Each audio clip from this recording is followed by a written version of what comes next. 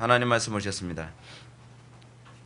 하나님 말씀은 요한복음 6장 48절부터 51절까지 말씀 보셨습니다.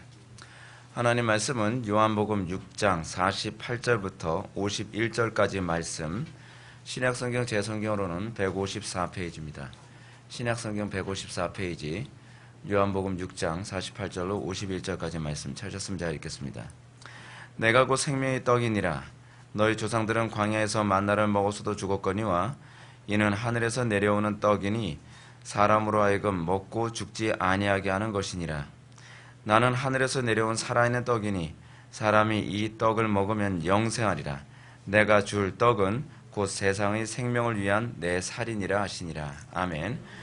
이 시간은 우리 기독교 강요 4권 제17장 오늘 4절부터 7절까지 보셨습니다.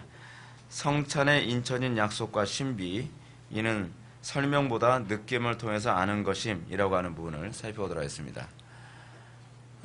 계속해서 우리가 성찬에 관해서 살펴보고 있습니다. 우리가 성찬에 관해서 살펴볼 때에 성찬이 가져다주는 중요한 개념을 항상 염두에 두어야만 합니다. 하나님의 말씀이 우리가 하나님의 말씀대로 산다는 것이 무엇을 의미하는가라고 하는 부분에 대한 분명한 인식이 필요합니다. 하나님의 말씀대로 산다는 것은 단순히 어떤 철학적인 개념이 아닙니다. 이거는 생명과 관련된 부분입니다. 제가 여러분한테 기도하면서 그렇게 말씀드렸지만 사단은 끊임없이 우리가 인간의 지혜에 근거한 삶을 살 때에 우리가 살 길이 열린다라고 끊임없이 속입니다. 여러분들이 어렸을 때서부터 받았던 양육, 소위 인본주의 교육이라고 하는 것은 무엇이냐면 우리가 세상적으로 살 때라야만 살 길이 열린다라고 그렇게 양육을 받으며 여러분들은 자랐습니다. 소위 철학이라고 하는 것은 그것입니다. 철학이라고 하는 것은 하나님의 말씀대로 살면 죽고 마귀의 말로 또는 인간의 논리대로 살면 살 길이 열린다라고 생각하는 것입니다. 그래서 우리는 어렸을 때서부터 어떻게 이해를 합니까? 공부를 잘해서 출세해야 살 길이 열린다. 근데 실제로 그런가요? 서울대 나와가지고 박사학위 따도 뭐 취직길이 열리지 않는다고 난리는 사람들이 한둘이 아니에요. 근데 우리는 놀랍게도 그런 걸 계속 보고 있음에도, 경험적으로 보고 있음에도 불구하고 우리는 그것만이 살 길이라고 생각을 합니다. 성공해야 된다. 돈을 많이 벌어야 된다. 여러분 돈 많이 벌고서 여러분 잘 삽니까? 그렇지도 않아요. 그렇잖아요? 그리고 여러분들 우리가 재미있게 산다고 해서 우리가 뭐 잘 사는 것도 아니죠. 근데 우리는 어렸을 때서부터 우리는 그것이 당연한 것처럼 양육을 받으면서 그것이 진리인 것처럼 양육을 받았습니다. 마치 뱀이 그렇게 얘기하죠. 하나님께서 틀림없이 먹으면 정령 죽으려고 한 선악을 알게 하는 남의 실과를 따먹으면 영생할 거라고 끊임없이 속이는 겁니다.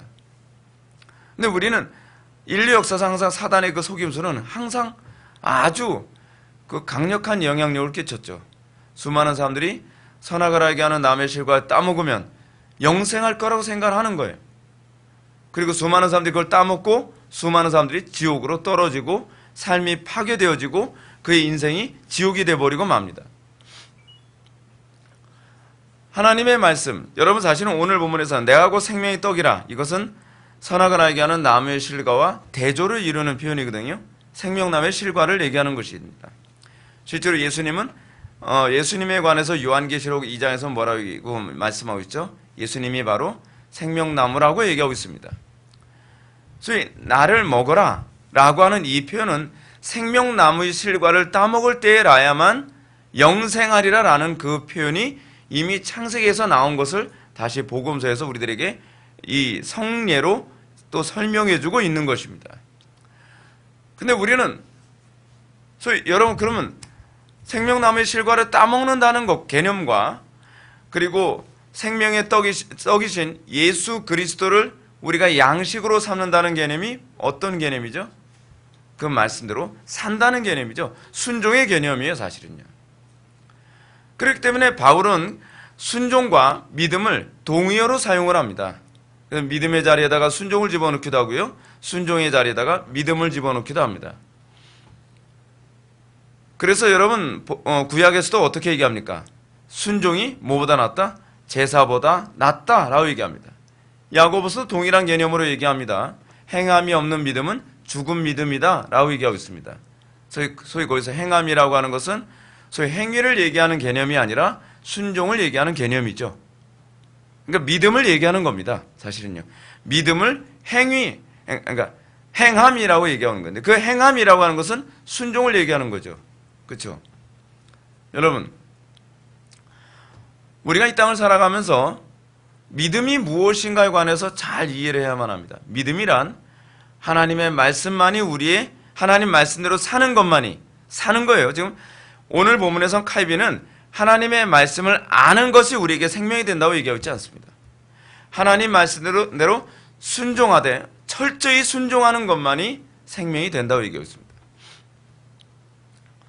제가 여러분들한테 오늘 성례와 관련해서 말씀드리고 싶은 부분이 그것입니다. 여러분들이 하나님의 말씀대로 순종하며 산다고 한다면 여러분들에게 무엇이 나와야 되냐 하면 생명이라고 하는 소위 영생이라고 하는 열매가 나와야 돼요. 여러분들 하나님의 말씀대로 순종했다고 하는데 삶 속에 영생의 열매가 나오지 않는다고 한다면 사실은 순종이 온전하지 않은 거죠. 지금 오늘 본문에서도 얘기하는 것이 뭐라고 얘기합니까? 사람이 이 떡을 먹으면 영생하리라 라고 얘기하고 있습니다. 이 영생은 뭐예요? 죽어서 천국 간다는 개념만이 아닙니다. 영생한다는 개념은 무슨 개념이냐 하면 우리의 삶이 그리스도와 연합한 소위 그 하나님의 신적인 삶에 참여한다는 얘기입니다. 그죠? 여러분, 근데 우리는 하나님의 말씀대로 산다고 하는데도 불구하고 소위 그 영생이 우리에게 안 나타나지 않습니까? 안 믿는 사람들이 예수 믿는 사람들, 소위 영생에 들어간 사람들을 봤을 때 항상 뭘 느끼죠? 구별됨이라는 걸 느끼죠. 저 사람은 뭔가 우리와 다르다라는 거죠. 구별이라는 개념이 여러분 무슨 개념이라 했죠? 종의 개념이라고 했습니까? 류의 개념이라고 했습니까? 류의 개념이라 했죠? 류의 개념. 류가 뭐죠? 류는 완전히 종족 자체가 다른 거예요. 그렇죠? 그러니까 우리에게서 영생이 나타났을 때에 자연인들이 우리를 보면 어떻게 보이냐면 저거는 완전히 다른 종족처럼 보인다는 거예요. 그렇죠? 어떻게 저렇게 살지? 라는 얘기가 나오고 어떻게 같은 인간으로 저런 삶이 가능하지? 라는 얘기가 나오고 그것이 바로 우리의 신앙의 선배들이 받았던 평가죠. 그렇죠? 류는 뭐죠? 류는 예를 들어서 파충류, 포유류, 영장류, 이런 류를 사용할 때는 류는 어때요? 완전히 그 본질 자체가 다른 것을 류라고 얘기하지 않습니까? 근데 우리는 그래서 로이드 존스 목사님은 이런 식으로 얘기하죠. 그리스도인은 어떤 존재냐? 그리스도인이란 마치 외계인 같은 존재다라고 얘기하고 있어요. 아주 적절한 표현이에요. 류가 다른 존재거든요. 그래서 우리를 세상과 구분되라라고 얘기하지 않아요. 세상과 구별되라라고 얘기하고 있어요. 근데 어떻게 우리가 그런 평가가 가능하죠? 우리가 어떻게 그런 평가를 받으면 살 수 있죠? 위기의 때에 자연인들은 당연히 이쪽을 선택하는데 당연히 이것이 생명을 준다고 생각을 하는데 우리는 당연히 이쪽이 생명을 준다고 생각을 해서 우리는 자연인들이 선택하지 않는 그 선택의 삶을 살아감으로써 어디서 류가 달라지는 소위 구별됨이 나타나게 되는 것입니다. 오늘날 기독교인들의 문제가 뭐죠? 세상 사람들과 구별이 안 되죠. 오늘날 교회가 가지고 있는 문제가 무엇입니까? 세상 사람들과 구별이 안 돼요. 세상 사람들의 모임, 교회의 모임이 구별이 안 된단 말이에요. 성찬예식이 우리들에게 궁극적으로 의미하는 바가 무엇이냐면 성찬예식은 우리가 어떻게 구별된 존재로 살아가느냐를 우리들에게 얘기해 주고 있습니다. 4절 한번 볼까요? 성찬과 십자가. 그러므로 성례의 중요성은 더 깊은 고려가 없이 그저 그리스도의 몸을 우리에게 제시하는 데 있는 것이 아니다. 오히려 그리스도께서는 자기의 살이 참된 양식이요 자기의 피가 음료로서 우리를 먹여 영생에 이르게 하는 것임을 약속을 통해 증거하셨고 또 그 약속을 통해서 자신이 생명의 떡이라는 것과 그 떡을 먹는 자는 영원히 살 것임을 선언하는데 바로 그 약속을 인치고 확증하는 것이 성례의 주요 기능이다.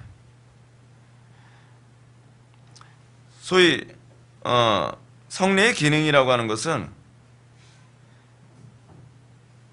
이 우리가 소위 예수 그리스도만이 참된 양식이요, 예수 그리스도의 피만이 참된 음료라고 얘기함으로써 소위 광야의 양식이 애굽의 양식과 그 대조를 이루는 개념을 우리들에게 얘기하고 있습니다. 여러분, 우리가 구별됨이 어디서 나타날까요? 잡으십시오. 여기서 굉장히 중요한 문제가 나타납니다. 안 믿는 사람들은 여러분 무엇이 생명이라고 생각하죠? 돈이 생명이라고 생각을 해요. 행복이 생명이라고 생각해요. 성공이 생명이라고 생각해요. 명예가 생명이라고 생각을 해요. 근데 우리 그리스도인은 명예를 잃더라도 말씀대로 살겠다는 거예요. 돈을 잃더라도 말씀대로 살겠다는 거예요. 그리고 행복을 잃더라도 말씀대로 살겠다는 거예요. 그 고백이 의미하는 바가 무엇이냐면 우리는 이것만이 우리의 생명이라고 고백하는 거죠. 하나님의 말씀만이 나의 생명이고 나의 양식이라고 고백하는 겁니다. 성찬예식은 우리들에게 그 고백을 요구하고 있어요. 여러분, 이 고백 우리에게 없다면 우리 신자라고 이렇게 쉽게 얘기하면 할 수 없습니다. 우리에게 오늘날 기독교인들의 문제는 무엇이냐면 이 고백이 없다는 거예요. 여러분 보십시오. 오늘날 기독교인들이 과연 안 믿는 사람들은 무슨 차이가 있죠? 제가 이번에도 여러분들한테 지난 주일날 권했던 책, 동성애 배우의 사상 연구해가지고 시대의 징조를 분별하라고 하는 이 책은 여러분들한테 꼭 읽어보라고 제가 지난 주일날 여러분들한테 권했는데, 제가 이 책을 읽으면서 느낀 바가 있습니다. 그것이 뭐냐면 이 사상이 교회 안에도 다 들어와 있다는 거예요. 오늘날 교회 안에서도 여러분 페미니즘이 판치지 않습니까? 이거 여러분 도대체 구별됨이 어디에 있어요? 세상 사람들의 사고방식 그대로 다 들어와요. 여러분 제가 잠깐 그 얘기 좀 할게요. 페미니즘이라는 개념이 왜 나왔는가? 여러분 이 페미니즘은요 사실은 무엇과 관련된 거냐면 소위 마르크스주의와 관련되어진 거예요.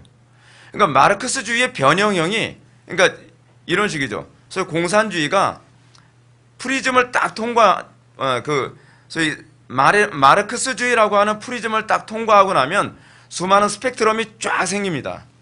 그렇죠? 수많은 스펙트럼이 생겨요. 근데 그 수많은 스펙트럼 중에 하나가 바로 페미니즘이고 공산주의고 뭐 이렇게 막 다 생기는 거예요. 소위 우리는 계몽주의라고 하는 시대를 통해서 사람들에게 사단이 가져든, 여러분 사단이 항상 계몽을 하는 방식이 무엇인지 아십니까? 예를 들어서 하와가 항상 하나님께 감사하고 항상 기뻐하고 있는데 하와에게 계몽을 줍니다. 뭘 계몽을 하죠? 너 피해 입은 여자야. 너 정신 차려, 이 여자야. 너 선악을 알게 하는 남의 실과 따먹으면 영생하는데 너 그거 안 따먹으면서 너 뭔가 속고 있다고 생각되지 않아? 계몽시키는 거예요. 그게 소위 그들이 얘기하는 계몽이죠. 계몽이라는 게 뭡니까? 잠들어 있는 사람을 깨운다는 개념이거든요. 그게 계몽이에요. 근데 그건 사실은 계몽이 아니죠. 오늘날 여러분 교회 안에서 소위 그렇게 계몽시킨 사람들 많이 있지 않습니까? 불평 없이 기쁨으로 신앙생활하는데 옆에서 계몽을 시켜주죠. 야, 이거 부당하지 않니? 왜 이렇게 신앙생활해야 돼? 꼭 이렇게만 신앙생활해야 되나? 그러면 점점 뭐가 들어오죠? 그 생각 한 번도 안 해봤는데? 안 해봤지? 생각 좀 해봐. 이게 생각하는 거야. 근데 그게 생각하는 건가요? 아니죠. 사단은 그런 식으로 하와를 계몽했습니다. 근데 19세기로 들어오면서 이런 계몽을 하는 마르크스주의가 이런 방식으로 계몽하는 방식으로 이제 20세기 들어와서 이제 활개를 치기 시작을 하죠. 어떻게 해요? 여자들한테 너희는 억압받은 존재야. 너희는 피해받은 존재야. 그걸 억압이라고 생각해야지 순종이 아니야. 억압이야. 너희는 가정을 위해서 희생당하고 있어. 라고 얘기를 해요. 그런 것 같거든요. 그리고 실제로 상당수의 많은 여자들이 남자들한테 억압당하고 있잖아요. 실제로요. 그리고 상당수의 많은 여자들이 남성들의 폭행에 시달리고 있어요. 그건 완전히 이런 말을 하기에 좋은 토양을 제공을 하죠. 근데 좋은 토양이 제공된 것은 사실은 그 가정이라는 시스템이 잘못됐다거나 남자와 여자라고 하는 성별의 문제가 아니죠. 인간의 죄악의 문제죠. 또는 우리나라 같은 경우는 유교라고 하는 그 철학적 체계의 문제죠. 근데 그렇게 해석을 하게 만들지 않죠. 그렇죠? 그래서 자꾸 계몽을 시킵니다. 자, 계몽을 시켜놓으면 그 다음에는 어떻게 하죠? 투쟁을 하게 만들죠. 소위 이제 그것이 구조주의라는 개념입니다. 구조주의가 뭐냐면 구조는 소시르라고 하는 그런 그 철학자의 개념처럼요. 언어를 굉장히 중요시 여깁니다. 근데 이 언어에서 여자라고 하는 용어를 피해 당한 그 소수 또는 피해 당한 사람이라고 하는 개념으로 의미를 전환시켜서 소위 사회 구조의 변화를 획책을 합니다. 여자라고 하게 되면 어떻게 하죠? 항상 피해 당한 사람처럼 이렇게 이해하게 만드는 거예요. 그러니까 의미 자체를 바꿔서 그 구조 자체 통해서 사람들을 개조하는 운동을 하는 거예요. 그래서 안토니오 그람시가 얘기하는 헤게모니 전략이거든요. 이게 무슨 해괴한 전략입니까? 그렇죠? 굉장히 해괴한 전략이거든요. 그래서 헤게모니인지 모르겠는데 헤게모니 전략이라는 것이 무슨 얘기냐면 궁극적으로 과거의 마르크스주의는 그 폭력 혁명을 통해서 사회를 뒤집어 엎자라고 했다면 이제는 그것이 아니라 뭐로 뒤집어 엎어요? 사람을 개조하자. 사람의 사고를 근본적으로 개조해서 사회를 뒤집어 엎자라고 하는 개념이 바로 헤게모니 전략입니다. 이탈리아 사람이에요. 공산주의자. 근데 이 헤게모니 전략과 맞물려서 이런 식으로 소위 페미니즘을 공개해요. 근데 왜 페미니즘을 통해서 이렇게 하냐면 보십시오. 남녀평등 외치면서 끊임없이 싸워서 여러분 남녀평등이 이루어지나요? 안 이루어지죠. 남녀평등이 안 이루어지면 나중에는 해체주의로 가는 거예요. 해체주의. 궁극적으로 남녀평등을 이룰 수 있는 방법이 하나 있죠. 젠더를 해체시켜버리는 거예요. 그렇잖아요. 간단하지 않습니까? 남녀평등을 아무리 만들려고 해서 안 된다고 한다면 그러면 모든 남자가 여자가 되게 만들든지 모든 여자가 남자가 될 수 있도록 만들면 어떨까요? 정말 헤게모니하지 않습니까? 헤게망측하죠. 그래서 모든 성에 의미가 없게 만드는 거예요. 52가지의 소위 성별을 만들어 놓고 당신은 여성성이 몇 퍼센트라고 생각합니까? 당신은 남성성이 몇 퍼센트라고 생각합니까? 소위 남자와 여자의 구분은 의미가 없고 남성성이 어느 정도의 퍼센테이지가 있고 여성성이 어느 정도 퍼센트가 있느냐, 아무리 남자의 신체로 태어났어도 여성성이 60% 넘어서면 이건 여자지. 이런 식으로 사람들의 가치관을 송두리째 다 바꿔버리는 거예요. 그래서 어떻게 해요? 가정을 해체시켜버리죠. 사회를 해체시켜버리죠. 국가를 해체시켜버리는 거예요. 그래서 어떻게 하죠? 종국은요? 다 멸망하는 거예요. 여러분, 성경적인 관점으로 한번 봅시다. 성경적인 관점에서는요, 평등이란 존재하지 않습니다. 어떻게 평등이 존재합니까? 다르게 태어났는데요. 평등이라는 개념은요, 모든 꽃이 다 장미여야 된다는 개념이에요. 근데 우리는 인종도 다르게 태어났잖아요. 그렇죠? 우리는 성별만 다릅니까? 아니에요. 우리는 키도 다 달라요. 우리는 IQ도 다 달라요. 우리는 각자가 가진 은사도 달라요. 생김새도 달라요. 여러분, 세상이 평등한가요? 평등하지 않죠. 근데 그 평등하지 않은 것이 그것이 소위 악이라고 그 개념을 갖게 만드는 건 사단의 속임수죠. 하나님께서는 그 가운데 사도 바울이 뭐라고 얘기합니까? 내가 범사에 자족하는 일체의 비결을 배웠다고 얘기합니다. 신앙이라는 게 뭐죠? 세상은 불공평해. 세상은 평등하지 않아. 왜 모든 사람들이 다니엘 헤니처럼 생길 수가 없는 거지? 모든 사람들이 다니엘 헤니처럼 생기면 다니엘 헤니는 잘생긴 게 아니기 때문에 그래요. 간단한 거 아닙니까? 그렇잖아요. 모든 사람이 다 똑같으면 어떻게 사람을 구분해요? 다 똑같은데 성격도 똑같고 생김새도 똑같고 생각도 똑같고 말투도 똑같고 다 똑같아요. 아름답습니까? 아름답지 않죠. 아름다움은 어디에 있는지 아세요? 보십시오. 여러분 교회 안에서 어떤 사람이 아름답습니까? 가난한데도 그 가난한 가운데 불평하지 않고요. 자족하는 법을 배우는 그런 모습. 거기에 아름다움 있지 않나요? 성격이 다른 사람들끼리 모여서 그 다른 사람들이 서로 조화를 이뤄요. 아름답지 않나요? 교회 안에 약한 사람도 있고 강한 사람도 있는데 강한 사람이 약한 사람들을 도와서 그 약한 사람들이 그 강한 사람들과 같이 조화를 이루면서 행복하게 살아가요. 아름답지 않나요? 왜 우리는 모두가 평등해야 된다고 생각을 하죠?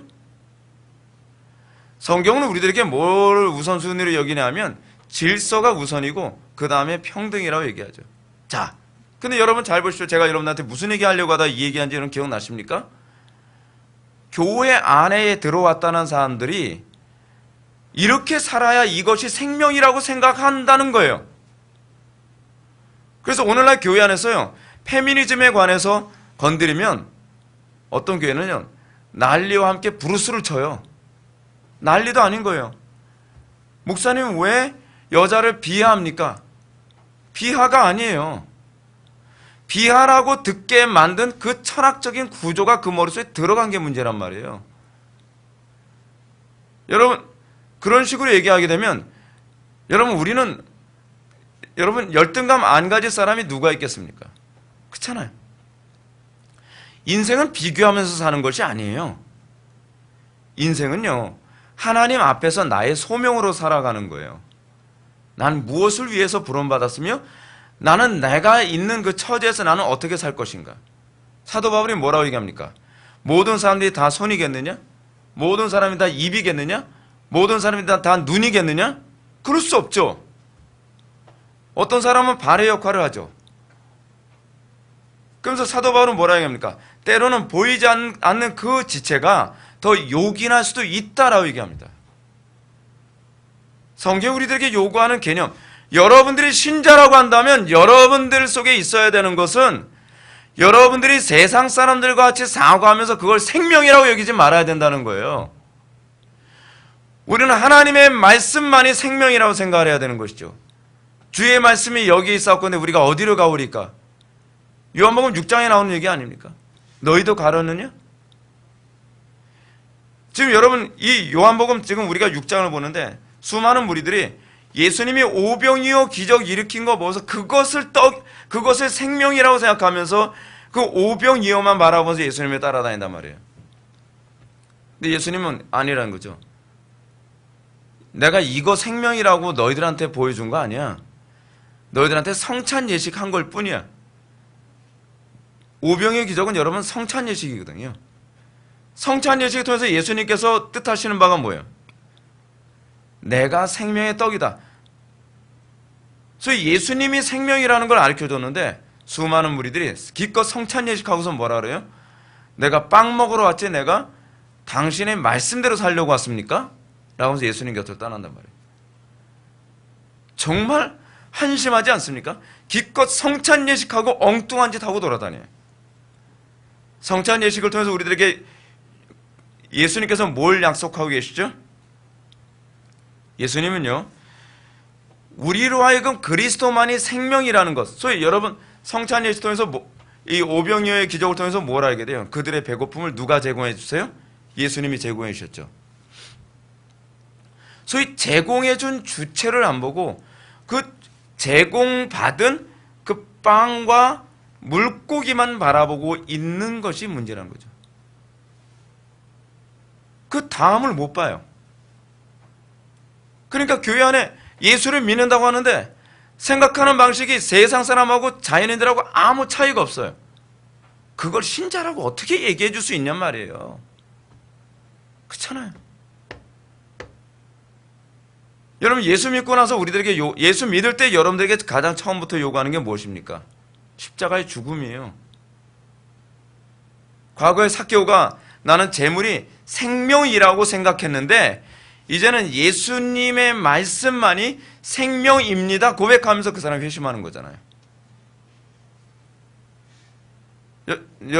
여러분들은 교회 다니면서 무엇을 생명이라고 생각합니까? 이거 안 바뀌면 안 돼요, 여러분. 제가 목회하면서 수시로 느끼는 게 예수님을 생명이라고 여기라고 제가 요구하면서 신앙생활 그렇게 하지 마십시오. 기도생활 힘들어도 기도하는 자리에 나와야 되고 예배하기 힘든 상황이라도 예배하는 자리에 나와야 됩니다. 그리고 이것 때문에 저하고 등 돌리고 교회 떠나는 사람들이 얼마나 많은지 몰라요. 근데 여러분, 신앙은요, 그리스도만이 나의 생명, 소위 예수님의 제자들이 얘기했던 것처럼 영생의 말씀이 주께 있사오니 우리가 누구에게로 가오리이까? 지금 여러분, 이 말씀을 통해서 뭘 얘기하는 거죠? 예수 그리스도의 말씀이 생명의 떡이라는 것을 예수님의 제자들의 입을 통해서 가르치고 있죠. 영생의 말씀. 우리가 그거 먹으면서 살아가는 거예요. 그거 먹으면서. 이번에 이정훈 교수 강의를 듣는데 이정훈 교수가 그런 얘기 하더라고요. 지금도 성경대로 정확하게 목회하는 교회는 계속 부흥하고 있습니다. 그런 얘기예요. 어떤 교회들이 무너지느냐? 세상의 풍조에 적당히 타협하는 교회들이 무너지고 있다는 거예요. 그건 맞아요. 생명의 말씀대로만 살면 교회 절대로 안 무너집니다. 세상이 바뀌었다고요? 세상이 바뀌어도 여러분 달라진 거 하나도 없어요. 원리는 똑같아요. 자꾸 교회 안에 세상 받아들이려고 그래야 산다고 생각하는 건 그 목회자부터 성경 말씀이 생명이라는 걸 의식을 못하는 거예요. 하나님의 말씀이 우리의 생명이라는 이 감각이 없으면 여러분들은 아직 영생이 뭔지 모르는 거예요. 여러분 지금 전 굉장히 심각합니다. 요즘 지금 우리가 지금 현재 처한 상황이 얼마나 심각하고 어려운 상황인지 여러분 알고 있습니까? 전 세계 교회가 지금 초토화돼 가고 있어요. 초토화돼 가고 있는데 우리는 말씀대로 살 생각을 하지 않고 이 말씀이 어렵도다. 예수님의 곁을 떠난 사람들이 뭐라고 표현합니까?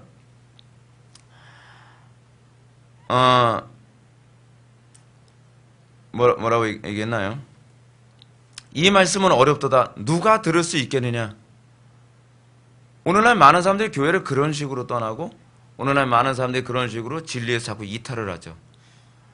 오늘날 많은 사람들이 하나님의 말씀대로 목회하면 망할 거라고 생각하면서 목회자가 예수 그리스도의 말씀에서 떠나요. 그러면서 망해가요. 여러분 제가 주변에 지금 그런 소식 엄청 많이 듣습니다. 교회마다 지금 막 아수라장이에요. 막 싸움박질 나고 분열되고 막 목회자 내쫓고 목회자 틀려먹었다고 막 교회 나가고. 근데 왜 그러냐면 왜? 문제는 간단해요. 주의 말씀대로 살 생각이 없어서 그래요. 여러분 예수님께서 지금 뭐라고 얘기하죠? 지금 예수님이 오병의 기적을 일으키면서 이 광야에서 이 일을 하고 계시거든요. 이 오병의 기적을 일으키셨단 말이에요. 이 사람들 굉장히 배고픈 사람들이에요.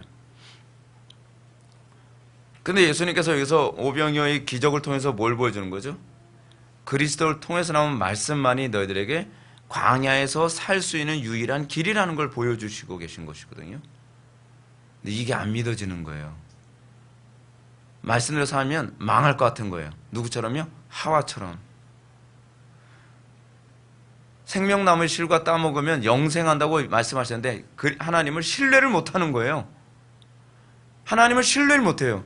하나님의 말씀대로 살면 영생할 거라고 약속하시는데 하나님 말씀대로 살면 살 길이 열린다고 약속하시는데 내가 하나님 믿게 생겼습니까? 지금 먹고 살기 힘든데 내가 상황이 이렇게 어려운데 내가 하나님 믿게 생겼습니까?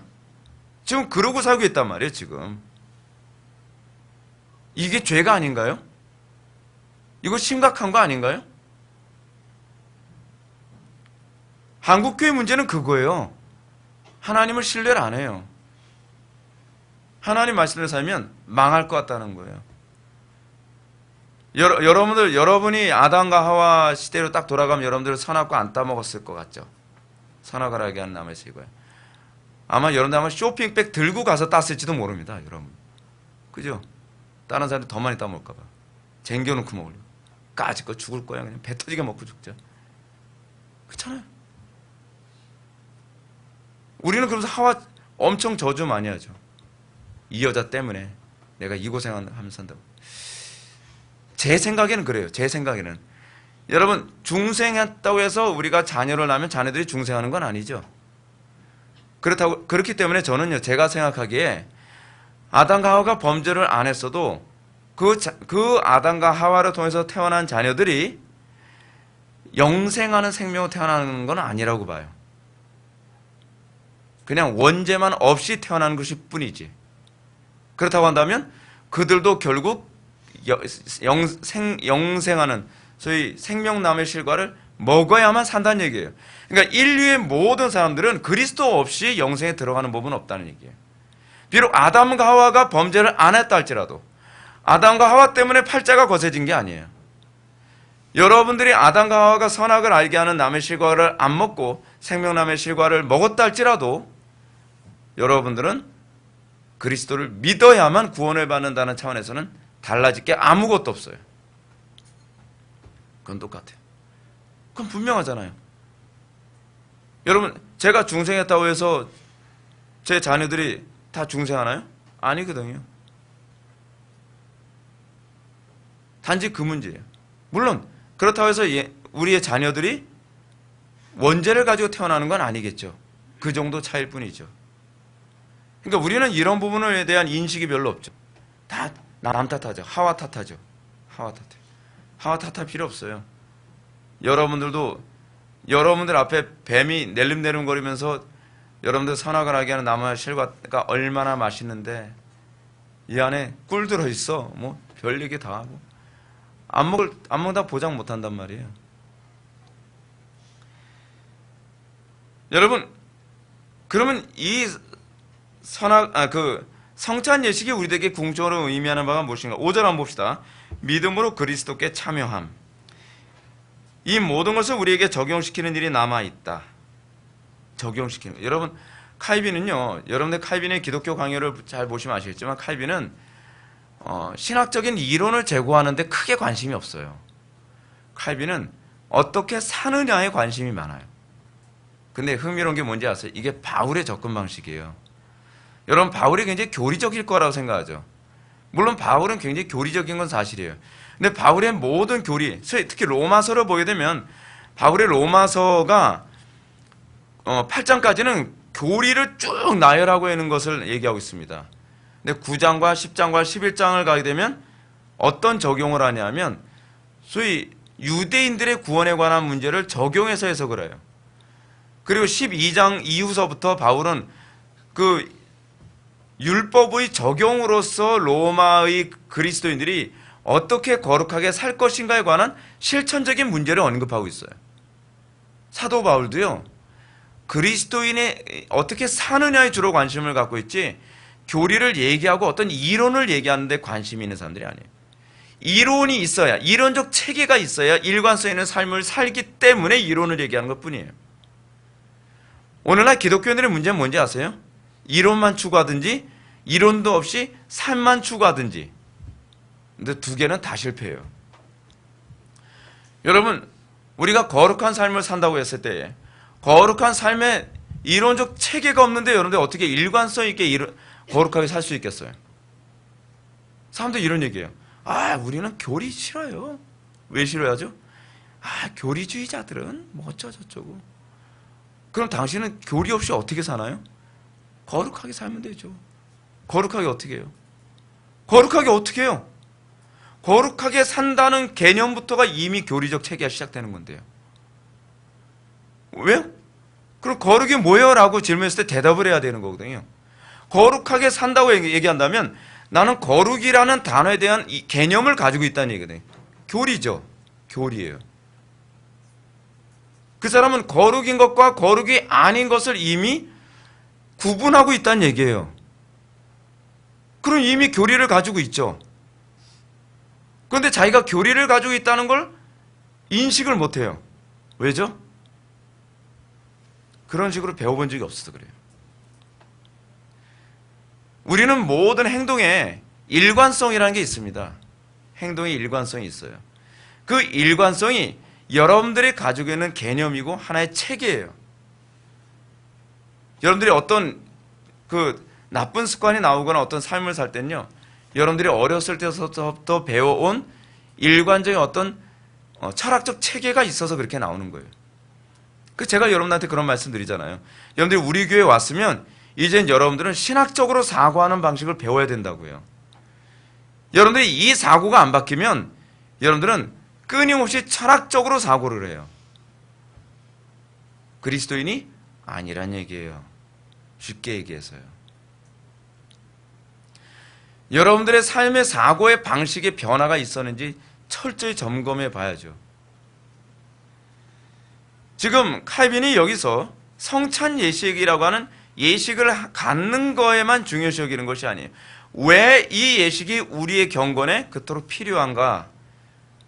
이 예식이 궁극적으로 우리들에게 요구하는 바가 무엇인가? 이거에 관해서 관심을 갖고 있죠. 5절, 믿음으로 그리스도께 참여. 여러분, 성찬 예식이, 제가 그냥 설명만 할게요. 성찬 예식이 궁극적으로 의미하는 바는 이제 1차적으로 이렇습니다. 이거는 소위 그 당시 로마 가톨릭의 공격적이고 대표적인 얘기도 합니다. 그것이 뭐냐 하면 성찬 예식이란 믿음으로 이 예식에 참여하는 것을 의미한다라고 얘기합니다.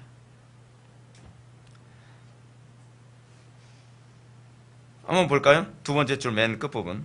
성찬을 통해서 그리스도께서 자기 자신과 아울러 그의 모든 은택을 우리에게 주시며 또한 우리는 믿음으로 그를 받아들이기 때문이다. 사실 이 개념은 당시 로마 가톨릭 개념이죠. 믿음으로 그리스도를 받아들인다는 개념. 근데 칼빈이 이거에 대해서 좋다. 여기까지는 오케이. that's okay.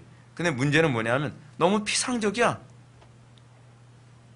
여러분, 칼빈이 여기서 비판하는 게 뭐냐면 믿음으로 그리스도를 받아들인다. 여러분, 피상적이라는 말을 제가 자꾸 얘기하는 이유가 있어요. 신앙적 체계가 피상적이면 어떻게 되는지 아십니까? 해석이 다양해져 버려요. 여러분, 천주교도 예수를 믿는다고 그러죠? 예수를 믿는다고 하는데 구체적으로 어떻게 믿느냐 그러면 거기서 갈라지기 시작하는 거예요. 여러분, 예를 들어서 발트주의자들도 예수님 믿죠? 안 믿는 거 아니에요? 예수님 믿어요. 천주교 예수님 믿어요? 안 믿어요? 예수님 믿어요. 여호와의 증인도 예수 믿냐? 그러면 믿는다 그래요. 그 사람들도요. 우리 믿어. 왜 그래? 이렇게 얘기해요. 여러분, 감리교 예수 믿는다 그래요? 예수 믿는다 그래요. 한신대 쪽에 있는 사람 예수 믿느냐? 그러면 믿는다 그래요. 다 믿는데. 그럼 우리는 한 형제네요? 이게 피상성의 문제라니까요. 여러분들이 예수를 믿을 때 여러분들이 예수를 어떻게, 우리 새신자 문답할 때 그런 질문 제가 간혹 하거든요. 예수를 어떻게 믿냐고요. 그냥 극적 믿긴 믿는데 뭘 어떻게 믿는데? 예수를 믿는다는 게 뭘 의미하는데? 대답을 잘 못하죠. 근데 내가 예수를 믿는다는 걸 우리는 간혹가다 이렇게 생각하지. 선행을 많이 하는 거예요. 로마 가톨릭 사람들은 그렇게 얘기해요. 그럼 뭐예요? 행위구원서를 얘기하는 거죠. 선행을 많이 하는 게 예수 믿는 거라고 생각하는 거예요. 여러분들은 예수를 믿는다는 걸 뭐라고 생각합니까? 칼빈도요. 예수 믿는다는 그 피상적인 표현, 그것 가지고서는 불충분하다는 거예요. 성찬 예식이 예수를 믿고 그를 받아들인다는데, 그를 받아들인다는데 그 말이 도대체 뭘 의미하는 말이에요? 그렇잖아요? 우리는 영접하는 자, 곧 그 이름을 믿는 자들에게 하나님의 자녀가 되는 권세를 주셨으니, 나 예수님 영접했어요. 나 예수님 받아들였어요. 어떻게 받아들였어요? 마음문 열고요. 마음문 열고, 뭐 이렇게 이런 피상적으로 마음문 열고 그분이 내 속에 들어오게 하셨어요. 근데 들어오게 하셨는데 뭐 어떻게? 신접이에요, 신접. 구분을 못해. 이게 신접인지 믿음으로 받았는지 모르는 거예요. 손을 잡고 전 전도하시는 분하고 그랬어요. 주여 내 마음 엽니다. 따라서세요. 주여 내 마음 엽니다. 지금 들어오세요. 지금 훌러덩 들어오세요. 들어오셨는데 그분이 예수님인지 누군지 모르겠어요. 예수님이 어떤 분이신지도 모르고 예수님에 대한 내용도 없고 그냥 예수님을 영접했다는 거예요. 영접했다. 피상적이죠. 구체적이지가 않아요. 그래서 자기가 그리스도인이 됐다고 생각하는 거예요. 그럼 칼빈은 뭐라고 얘기하는가? 맨 밑에 줄을 보시기 바랍니다. 밑에서 네 번째 줄부터 봅시다. 맨 우측 부분. 성찬은 다만 그리스도께서 우리가 계속해서 먹는 바 그 생명의 떡이 되실 사실을 생각나게 해주는 것이요, 그리하여 그 떡의 맛과 향기를 취하고 그 떡의 능력을 느끼도록 해주는 것이다.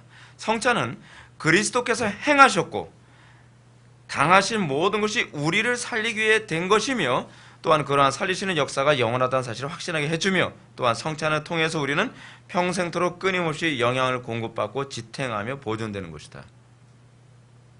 여러분, 예수님을 믿음으로 받아들임이라는 얘기가 무슨 얘기예요? 예수님이 나의 모든 삶을 지탱해 주시고 유지시켜 주며 보존하시는 분이시라는 고백이에요.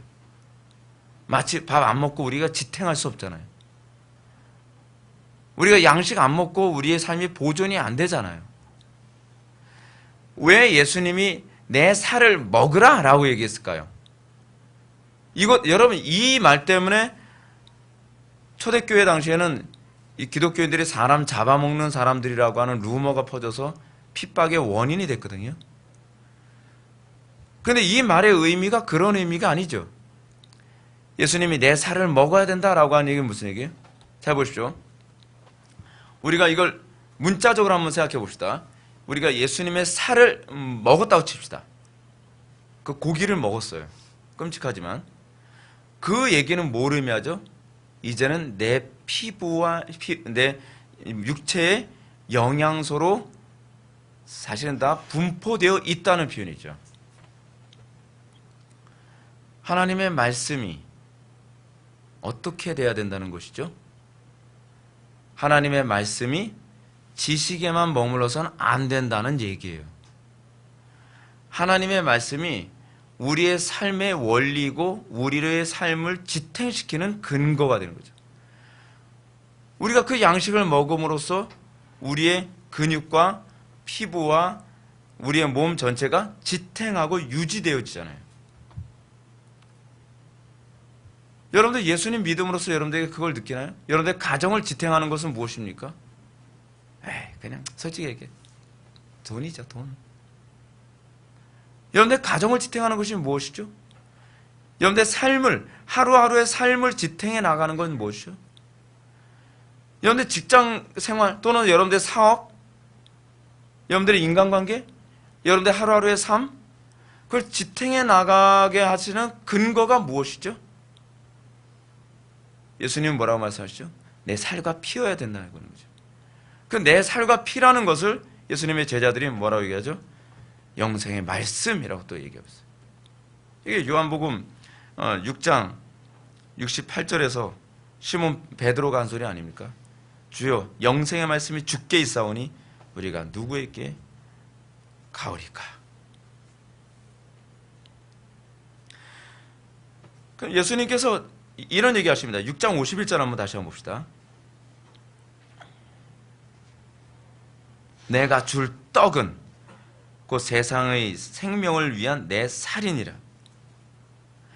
이건 지금 오병이의 기적을 통해서, 여러분 오병이의 기적은 참 흥미롭죠. 예수님께서 그 빵을 나에게 가져오라, 그리고 띄어서 축사하시죠. 여러분 잘 보세요. 저는 그게 좀 궁금했어요. 오병이의 기적이 딱 일어났을 때 그 안에는 물고기들은 다 똑같았을까요? 생김새가? 그 안에는 빵은 모양이 똑같았을까요? 전 되게 궁금했어요. 공장에서 찍어낸 것처럼 똑같지 않았을까? 그 생각 안 해보셨나요? 전 그 생각 했었거든요. 되게 궁금해요. 근데 똑같았는지 달랐는지 알 재간이 없어요. 왜냐하면 예수님 다 찢어서 주셨거든요. 찢어서 주셨어요. 찢어서. 근데 여러분이 왜 그렇게 해주셨는지 아세요? 1차적으로는 내 몸이 찢김을 예수님께서 알려주기 위한 것이고요. 또 하나 뭐냐면 양식의 공급이 나로부터 주어지는 것이라는 걸 알려주기 위해서예요. 그냥 예수님이 바구니에다가 축 싸워서 야 나눠줘 그러면 아마 물고기들이 튀어나온다 똑같아 붕어빵이야 붕어빵 그랬겠죠. 근데 그게 아니에요. 찢어서 준 거예요. 양식의 공급 그것이 그리스도로부터 나왔다는 걸 얘기하는 거예요. 그래서 여기서 예수님이 또 말씀하시는 것이 뭐죠? 내가 줄 떡 내가 이제껏 뭐예요? 오병 기적을 내가 뜯어서 내가 줬는데 진짜 내가 너희들한테 주고 싶은 떡은 뭐예요? 생명을 위한 내 살이니라 라고 얘기하는 거죠. 왜 살이라고 한다고요? 하나님의 말씀이 우리의 살이 돼야 되기 때문에 우리의 모든 영양소로 우리의 삶을 지탱하는 영양소와 근거가 돼야 되기 때문에 그죠? 근데 오늘날 그리스도인들이 소위 교회 다닌다고 하는 그리스도인들이 그 정도로 그리스도를 소중히 여기고 있냐? 우리는 이 부분에 대해서 좀 질문을 던져볼 필요성이 있죠. 439페이지 위에서 여러분 세 번째 패러그래프 한번 보십시다.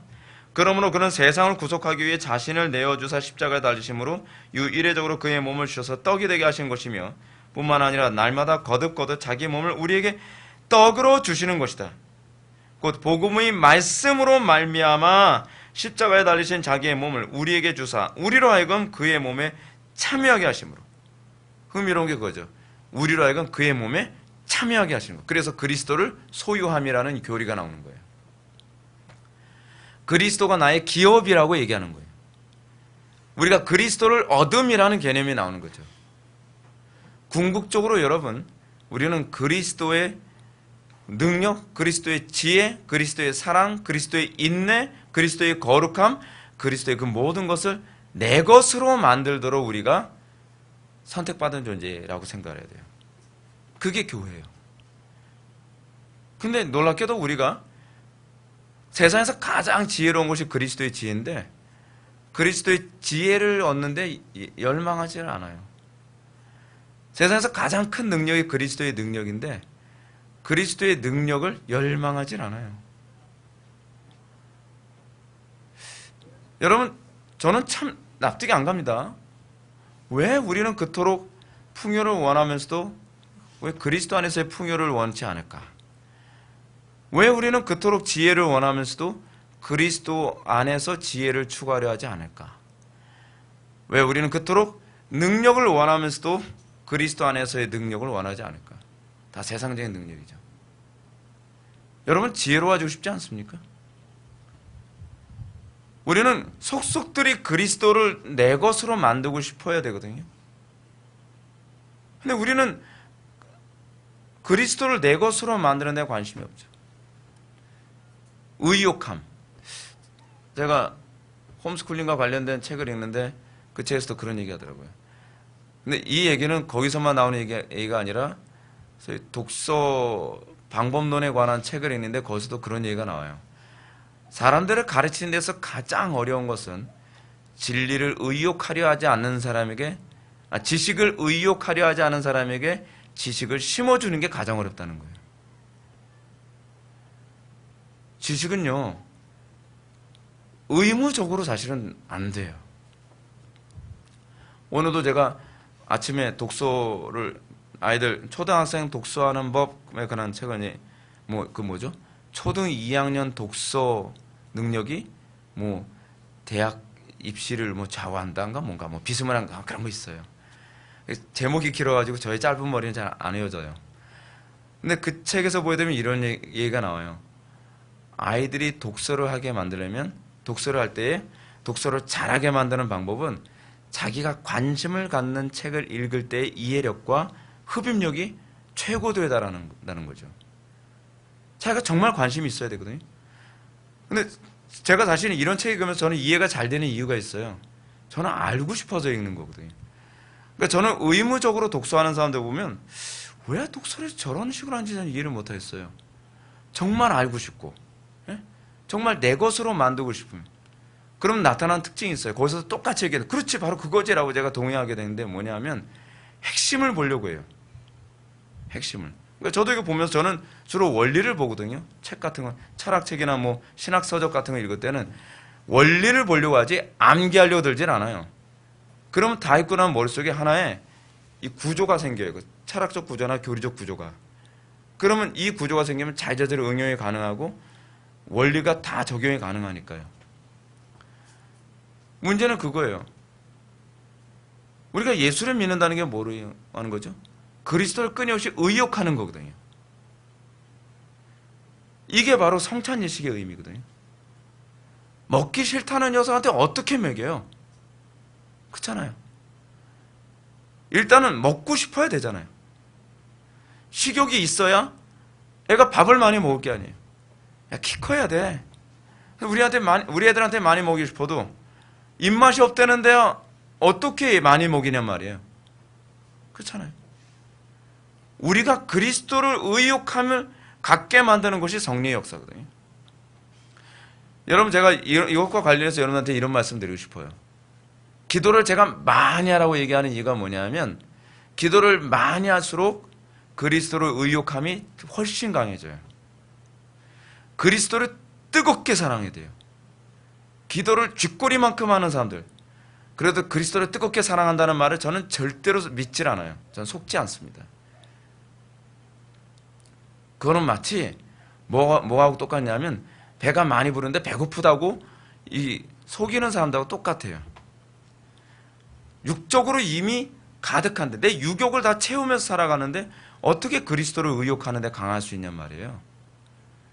기도를 적게 하면서 그리스도를 많이 의욕한다는 건 불가능해요. 목사님 무슨 소리예요? 전 기도는 별로 안 하지만 신학서적도 얼마나 많이 보고 성경도 얼마나 많이 보고 제가 교리도 제가 달달달 외우고, 그거는 육신적인 지적 의욕 때문에 그럴 가능성이 높아요. 그리스도를 진정으로 의욕한다는 것은 단순히 교리책을 많이 본다는 얘기가 아니에요. 그리스도를 소유하는 데 관심을 갖는다는 거예요. 내 전인격으로 그리스도를 소유하는 것. 기도를 많이 하면 어떤 식으로 그리스도를 자꾸 더 의욕하게 되냐면 이런 식이에요. 우리 찬송가에 나오는 가사처럼, 네, 주님 입으신 그옷은 참 아름다워라. 그게 아름다워요. 그러니까 그리스도 안에 있는 그 모든 것이 내가 다 소유하고 싶을 만큼 아름다워요. 그리스도의 지혜가 너무나 아름답고, 그리스도 안에 있는 그 거룩함이 너무나 아름답고, 그리스도의 인내가 너무나 아름답고, 그리스도의 온유하심이 너무 아름다워서 내가 그리스도 안에 있는 그 부유함을 보석처럼 여겨져서 다 소유하고 싶은 거예요. 그게 바로 성찬예식 때 우리에게 일어나야 된다는 거죠. 우리는 성찬을 통해서 마치 우리가 이 양식 없으면 죽습니다. 나는 그리스도가 가장 소유한데, 가장 소중한데, 내가 그리스도를 정말 소유하기 원하고, 그리스도의 지혜에 정말 참여하기 원하고, 그리스도의 온유함과 사랑과 자비로우심과 선하심과 지혜로우심, 그 모든 그 기업을 내 것으로 만들고 싶은 그 뜨거운 열망을 소유해야 된다는 것을 성찬이 우리에게 말해주고 있는 것입니다.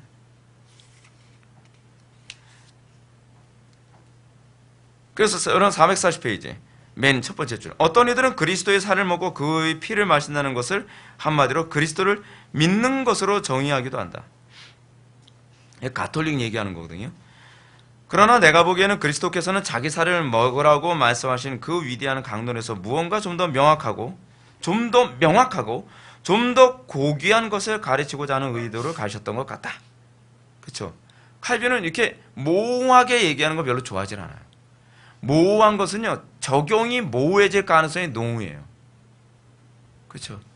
그냥 너 어떻게 살았어? 그냥 잘 살았어요. 이것만큼 모호한 게 어디 있어요? 그렇죠? 구체적이지 않죠. 오늘날 기독교인들에게 나타나는 모습이 굉장히 모호해요. 정말 모호해요. 여러분 아십니까? 실천해본 사람들은 모호해지지가 않아요. 구체적이에요. 실천하지 않고 관념적인 사람들이 모든 걸 모호하게 얘기해요. 그리스도는 어떤 분이라고 생각하십니까? 사랑이 많으신 분이시죠. 얼마나 피상적이고 모호해요. 어떻게 사랑이 많으셨죠?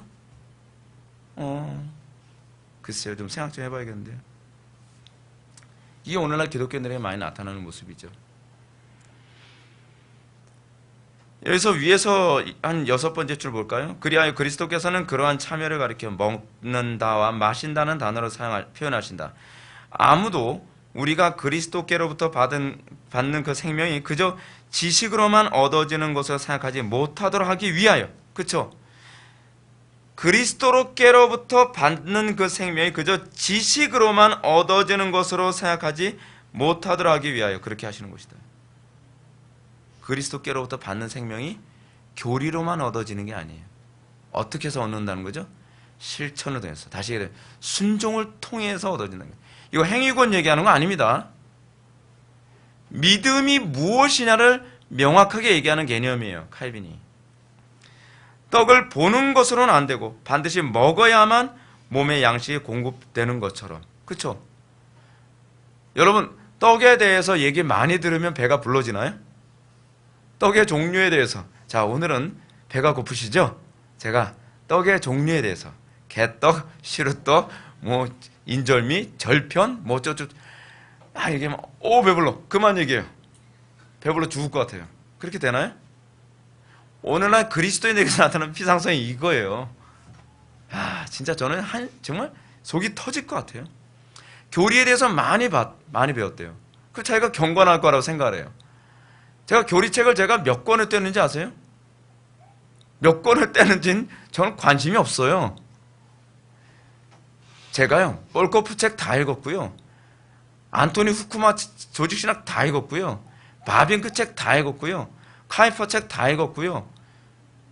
그럼 배부른가요? 그럼 경건해졌나요?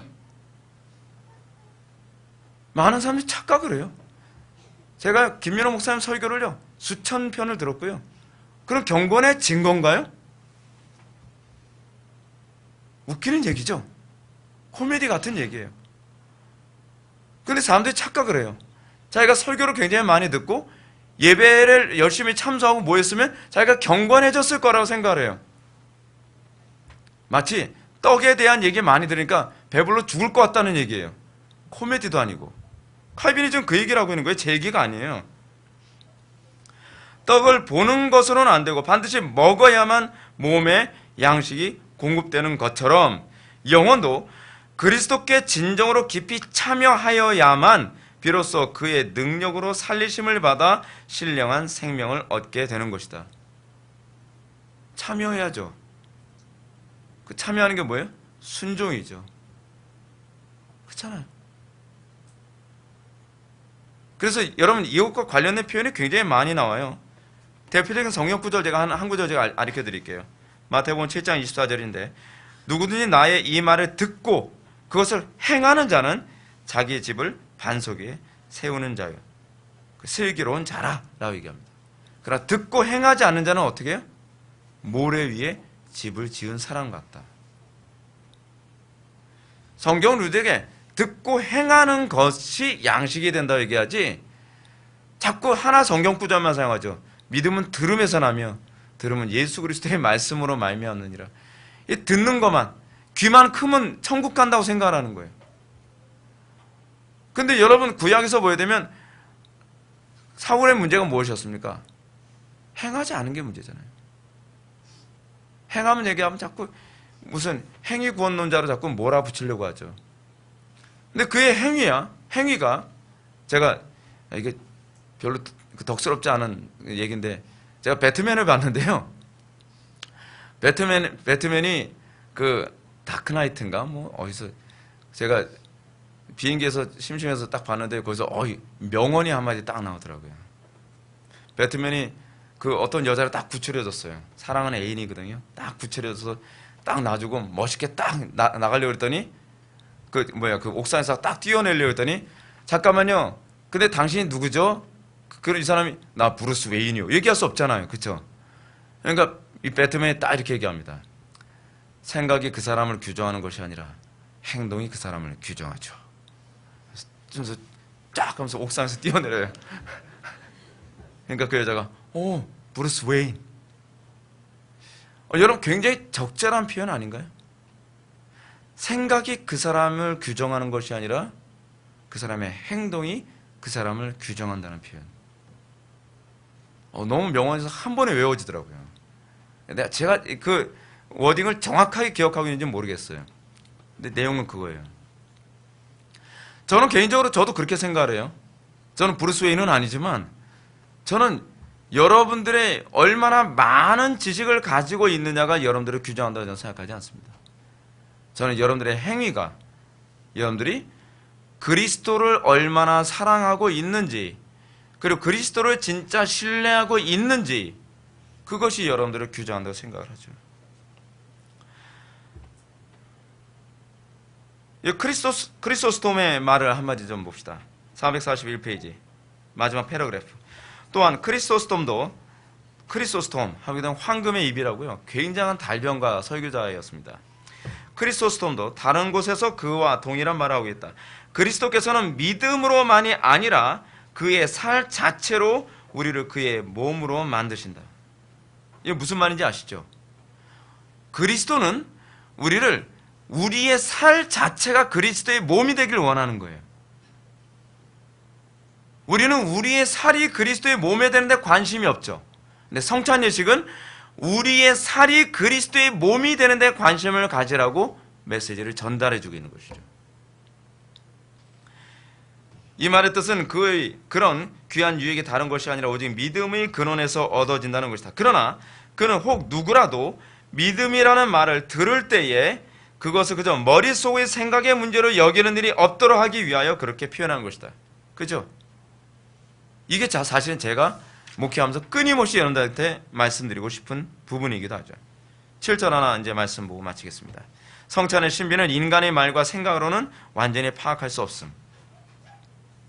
이 부분은 우리 개혁파 진영 사람들이 많이 좀 고민해야 될 부분입니다.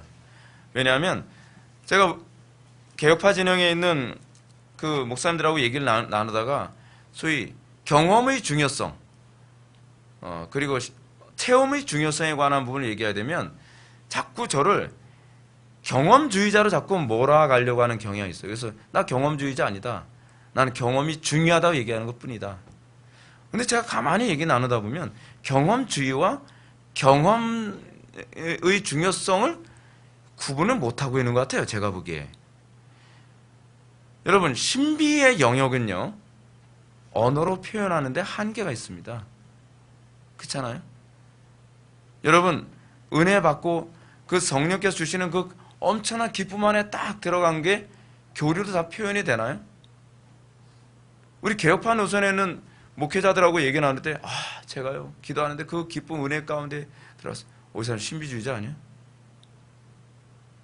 바리새인처럼. 바리새인의 문제가 그거 아닌가요? 바리새인들은요, 안식일날 어떤 사람이 일어서서 걸어가니까 너 그날 걸어가면 안 돼. 아니 걸어지는데 어떻게 하라는 거예요? 걸어지는데. 그렇잖아요. 안식일날 몸이 낫는데 어쩌라는 거예요? 신비의 영역을 전혀 이해를 못해요. 자기의 교리라고 하는 하나의 카테고리를 이데올로기화 해버린 거예요. 이 교리적 체계 안에서 벗어나면 이것이 하나님의 행위라도 용납이 안 되는 거예요. 오늘날 우리 개혁파 진영에서 이런 일 너무 많이 생기고 있지 않나요? 칼빈이 지금 얘기하는 게 그거예요. 성찬의 신비를 어떻게 인간의 말과 생각으로 완전히 파악할 수 있냔 말이에요. 칼빈의 얘기를 좀 더 들어봅시다. 우리가 그리스도와 모종의 교제를 갖고 있다는 점을 인정하면서도 그 교제가 무엇인지를 설명할 때에는 우리를 성령에만 참여하는 자로 이야기하면서 그리스도의 살과 피에 대해서는 언급조차 하지 않는 사람들이 있는데 이들의 논지도 만족스럽지 못하다. 그들의 주장대로라면 그리스도의 살이 참된 양식이요 그 피가 참된 음료라는 말씀이나 그리스도의 살을 먹고 그의 피를 마시는 자 외에는 아무에게도 생명이 없다는 말씀이나 기타 이런 문제들에 관한 말씀이 헛것이 되어버리지는 않겠는가. 그렇죠? 여러분, 종교개혁에서 성찬과 관련해서 중요한 개혁이 이거라고 제가 여러분한테 말씀드렸습니다. 로마 가톨릭의 성찬 예식의 심각한 문제가 뭐였죠? 신비주의로 만들어 버렸죠. 미신으로. 그렇죠? 마치 이 그 성찬의 떡이 예수님이 진짜 살이 됐다고 미신으로 사람들 속인 거예요. 그리고 이 잔에 이 포도주가 진짜 예수님의 피라고 속였죠. 이거 미신이죠. 근데 그 피가 혈액형이 뭐래요? 저거 같아요, 글쎄. AB형이래요. 웃기는 얘기죠. 종교개혁을 하면서 여러분 성찬 예식을 통해 뭐 하는 건지 아세요? 신비적 요소는 지켜내고 미신을 제거하는 일을 한 것이 마틴 루터의 종교개혁의 중요한 요소였거든요. 근데 문제가 뭐냐면 로마 가톨릭이 너무 미신이 심하다 보니까 쯔빙글리는 이 미신을 제거한다고 하면서 신비까지 제거해 버린 거예요. 성찬 예식을 하는데 전혀 신비롭지가 않아요. 신비가 없어요. 그냥 기념하는 거라는 거예요. 기념. 성찬 예식은 기념하는 거야. 근데 칼빈은 그렇게 하면 안 된다는 거죠. 성찬 예식의 신비를 지켜야 된다는 거예요. 그래서 루터가 칼빈의 성찬론에 관해서 무릎을 쳤죠. 내가 진작에 이 사람의 성찬론을 알았다면 우리 개혁주의 종교개혁이 분열되지 않았을 텐데, 쯔빙글리는 끊임없이 신비까지 없애버려야 된다고 했기 때문에 이 분열된 거였거든요. 우리는 신비주의나 또는 관념적으로 성령을 영접함을 둘 다 경계해야만 합니다. 우리는 너무 성찬이시 막 미신적 신비주의에 빠지는 것도 잘못이지만 우리는 때로는 그냥 관념적으로 나한테 믿음의 유익이 됐겠지? 얼마나 피상적이에요. 성찬 예식을 딱 마치고 나서 할렐루야, 여러분 성찬 예식이 여러분에게 믿음을 강화시켰죠? 그럼 강화시켰나? 강화시킨 겁니다. 아멘. 어떻게 강화됐죠? 모르죠. 그런데 하다 보면 강화돼 있어요. 오늘날 우리는 성찬 예식이 그렇게 돼버리고 말았어요. 관념화돼버린, 피상화돼버린. 칼빈은 그러면 안 된다는 거죠. 진짜 여러분들의 신앙이 견고해지고 유익을 얻은 것을 검증 가능해야 된다는 거예요. 그게 기독교예요. 그렇지 않으면 기독교는요, 사기가 돼요. 사기. 마치 뭐죠? 손해를 많이 본 사람한테 손해 안 봤다고 자꾸 최면을 걸고 속이는 거하고 똑같잖아요. 저는 오늘날 기독교가 정말 반성해야 된다고 하는 것이 뭐냐면, 은혜가 하나도 안 되는데, 내 믿음이 하나도 성장하지 않았는데 그래도 믿음이 있는 거예요. 구원 받은 거예요. 목사님, 전 구원의 확신, 구원 받았어요. 구원 받았다는데, 구원 받았어요. 믿으세요. 네, 받았군요. 사기 아닌가요? 사기? 나는 구원 안 받은 것 같은데. 제가 아는 어떤 집사님이 자기는 세례를 안 받으려고 했대요. 왜요? 그랬더니 구원의 확신이 없었어요. 그랬더니 목사님이 구원 받은 건데 왜 세례를 안 받냐? 구원 안 받은 것 같다는데. 구원 받았어요. 제3자가 구원 받았다고 박박 우겨요. 그리고 그럼 나 구원 받았나 보구나. 구원 받았다니까요. 세례 받으세요. 받은 것 같으니까 받을게요. 이게 사기예요. 이게 종교 사기예요. 밑에서 네 번째 줄 보실까요? 오히려 독자들에게 당부하고자 하는 것은 지적인 관심을 이처럼 너무 좁은 한계 속에 제한시키지 말고 내가 인도할 수 있는 한계보다 더 높이 올라가려고 애쓰라는 것이다. 왜냐하면 나는 이 문제를 논의할 때마다 최선을 다해서 모든 내용을 다 말하려고 애쓰지만 나중에 보면 언제나 그 신비의 가치에 비해 나의 논의가 너무나도 미미하다는 느낌을 받기 때문이다. 그리고 세 줄 더 밑으로 내려갑시다. 그러므로 이 신비에 대해서는 놀람과 경의의 탄성이 터져나올 수밖에 없다.